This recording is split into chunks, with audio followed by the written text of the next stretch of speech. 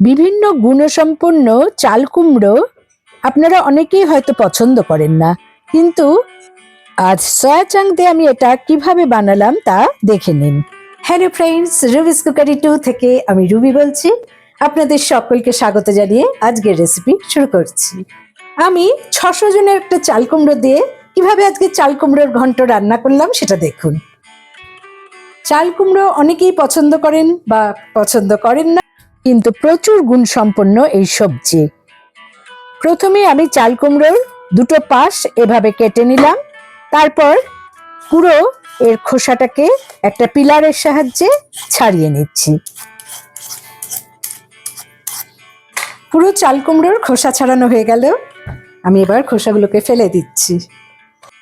লম্বালম্বি ভাবে চাল কুমড়োটাকে আগে কেটে নিলাম। খুবই কচি চাল কুমড়ো।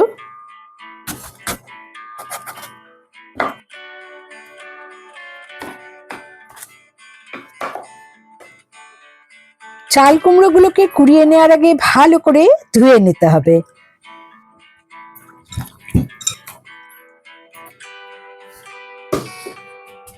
ধোয়া হয়ে গেল, এবারে আমি একটা গ্রেটারে গ্রেট করে নিচ্ছি।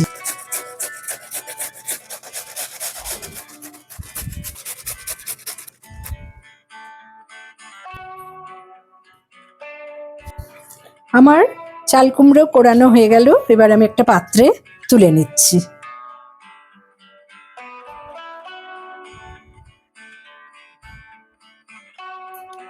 এই চাল কুমড়োর জুস কিন্তু ভীষণ উপকারী, তা আপনারা ইচ্ছা করলেই চাল কুমড়োর থেকে এই জুসটাকে বের করে নিতে পারেন। বিশেষ করে এই জুসটা সুগার রোগীদের পক্ষে খুবই উপকারী। দেখলেন তো কতখানি চাল কুমড়োর জুস বেরোলো, এটা খাওয়া কিন্তু খুবই উপকারী। চাল কুমড়োর জুসটা বের করে নেওয়ার পরও এতে কিছুটা লবণ মিশিয়ে রাখলে কিন্তু আরো জল বের হবে, সেটা ফেলে দিতে হবে। তাতে এই চাল কুমড়ো রান্না করতে অনেকটা কম সময় লাগবে। বেশি না, হাফ টিস্পুনের মতো নুন আমি অ্যাড করে দিচ্ছি। এবারে এটাকে ভালো করে মেখে নিতে হবে।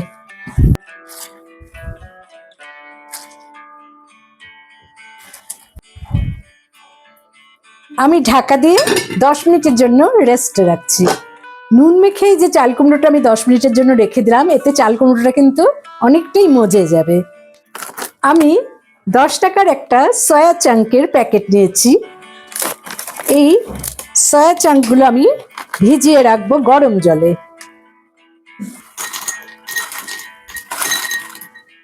গরম জল ঢেলে দিচ্ছি আর সামান্য নুন দিয়ে ভালো করে মেখে ঢাকা দিয়ে 10 মিনিটের জন্য রেখে দিচ্ছি। অন্যান্য ইনগ্রেডিয়েন্টসের মধ্যে আমি নিয়েছি দুটো মাঝারি সাইজের পেঁয়াজ, 3-4টে কাঁচা লঙ্কা, 5-6 কোয়া রসুন আর সামান্য ধনেপাতা। তো সবই আমি এখানে কুচিয়ে নেব। প্রথমে পেঁয়াজটাকে এভাবে কুচিয়ে নিচ্ছি।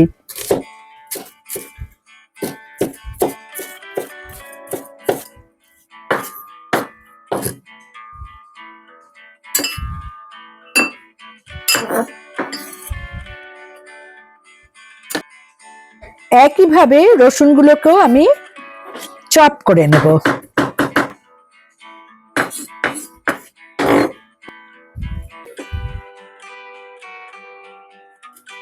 কাঁচা লঙ্কাগুলোকে ছিঁড়ে নিচ্ছি আর একটা কাঁচা লঙ্কা আমি কুচিয়ে নিচ্ছি। ধনে পাতার বোটাটা ছাড়িয়ে আমি ধনে পাতাকেও কুচিয়ে নিলাম। সমস্ত কিছু জোগাড় করে নিলাম, এবার রান্নাটা শুরু করছি। বসিয়ে দিলাম একটা ফ্রাই প্যান, নিয়ে নিলাম 3 টেবিল স্পুন রিফাইন্ড অয়েল।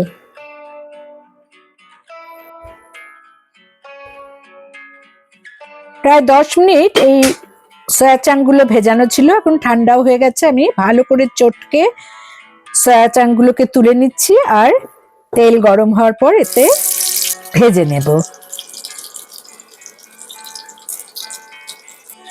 যতটা সম্ভব জল ঝাড়া করে এটা ভাজলে ভাজাটাও অনেকটাই ভালো হবে।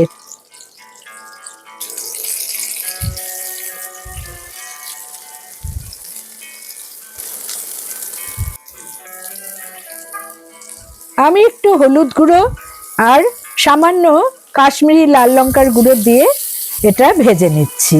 যেহেতু নুন জলে এটা ভেজানো ছিল তাই আমি আর নুন অ্যাড করলাম না। আমি সয়াবিনগুলোকে লাল করে ভেজে নিচ্ছি। প্রায় 3-4 মিনিট এরকম ভাবে ভেজে নিয়ে আমি তুলে নিচ্ছি।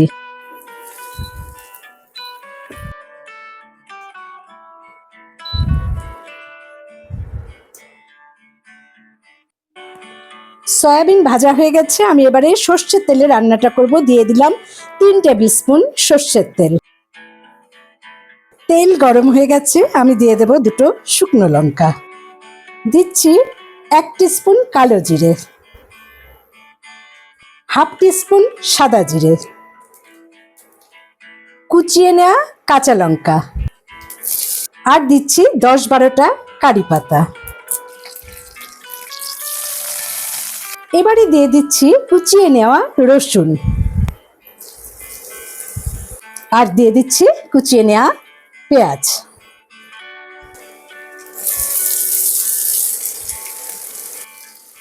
1 থেকে 2 মিনিট পেঁয়াজটাকে ভেজে নিলাম। দিয়ে দিচ্ছি স্বাদমতো লবণ। সামান্য যখন ব্রাউন কালার হবে তখন দিয়ে দিলাম হাফ টেবিল স্পুন আদা বাটা।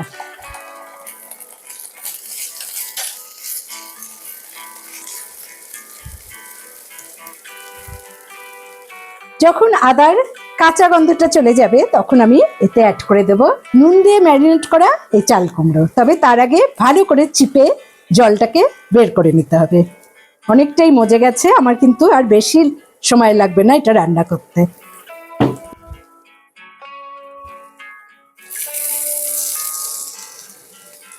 চাল কুমড়োর কতটা জুস বেরোয় দেখতেই পাচ্ছেন। প্রথমে আমি 1 গ্লাস বের করে নিয়েছিলাম এবং নুন মাখার পর আরো কতটা জুস বেরিয়ে যাচ্ছে।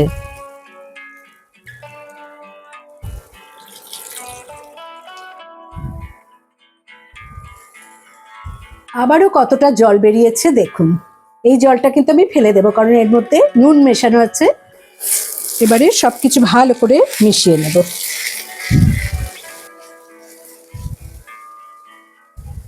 এবারে আমি এতে দিয়ে দেব হাফ টিস্পুন হলুদ গুঁড়ো, 1 টিস্পুন জিরে গুঁড়ো, হাফ টিস্পুন ধনে গুঁড়ো, 1 টিস্পুন কাশ্মীরি লাল লঙ্কার গুঁড়ো। সবকিছু ভালো করে মিশিয়ে নেব।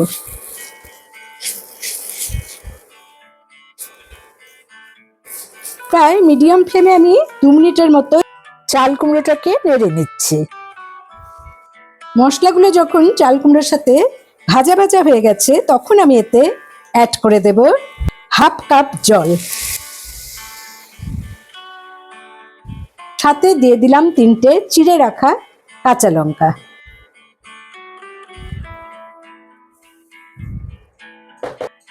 আমি এবারে এতে দিয়ে দেব ভেজে রাখা সয়াবিন। সবকিছু ভালো করে নেড়ে নিচ্ছি। আমার কিন্তু চাল কুমড়ো ঘন্ট প্রায় হওয়ার মুখে। আমি এবার এতে অ্যাড করে দেব 1 টিস্পুন চিনি।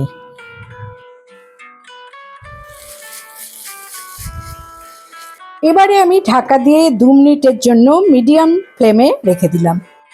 2 মিনিট হয়ে গেছে, আমি এবার ঢাকাটা খুলে দিলাম আর একটু নেড়ে নিচ্ছি। দিলাম 1 টিস্পুন চাট মশলা। আপনারা আমচুর মশলাও দিতে পারেন, এতে টেস্টটা আরো বেড়ে যাবে। আমি এবারে দিয়ে দিলাম গরম মশলা হাফ টিস্পুন। সবকিছু ভালো করে নেড়ে নিচ্ছি। খুব ভালো লাগে এইভাবে যদি আপনারা বাড়িতে চাল কুমড়ো বানিয়ে নেন। আমি গার্নিশিং করছি ধনেপাতা কুচি দিয়ে, আর ঢাকা দিয়ে গ্যাস ফ্লেম অফ করে 5 মিনিট স্ট্যান্ডিং পয়েন্টে রাখলাম। তৈরি আমার সয়া চাংক দিয়ে চাল কুমড়োর ঘন্ট। আশা করি বন্ধুরা আপনাদের আজকের এই চাল কুমড়োর ঘন্ট ভালো লেগেছে। ভালো লাগলে অবশ্যই আমার চ্যানেলে লাইক করুন, কমেন্ট করুন, শেয়ার করুন। নতুন বন্ধুদের সাবস্ক্রাইব করার অনুরোধ রইল।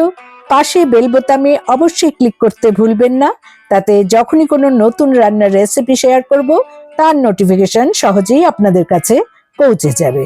ভালো থাকুন, সুস্থ থাকুন। পরের এপিসোডে নতুন রান্নার রেসিপি নিয়ে হাজির হচ্ছে আমি রুবি। নতুন বছর সবারই ভালো কাটুক। Thanks for watching.